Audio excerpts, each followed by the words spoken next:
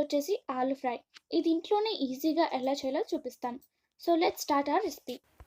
ముందుగా 1/2 కేజీ ఆలుగడ్డని శుభ్రంగా వాష్ చేసి ఉడకబెట్టుకోవాలి.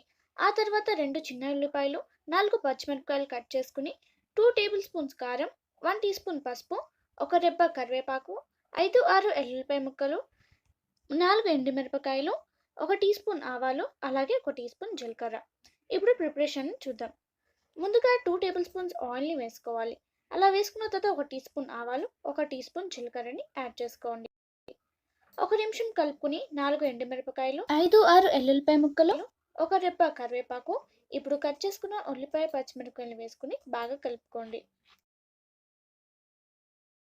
ఇప్పుడు ఉడకబెట్టుకున్న ఆలుగడ్డని ఈ విధంగా చేతులతో మ్యాష్ చేసుకోండి.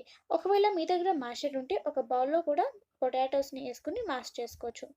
ఒకసారి మళ్ళీ కలిపి 1 టీ స్పూన్ పసుపు, 2 టేబుల్ స్పూన్స్ కారం వేసుకోండి. ఇప్పుడు ఒకసారి కలుపుకుని అది మగ్గేంత వరకు ఒక 2 మినిట్స్ వెయిట్ చేయండి. తగినంత ఉప్పుని వేసుకుని ఇప్పుడు మనం మ్యాష్ చేసుకున్న ఆలుని ఆ ప్యాన్లోకి ట్రాన్స్ఫర్ చేసుకోండి. ఇప్పుడు అది బాగా కలిసేంత వరకు మొత్తం కలుపుకోండి.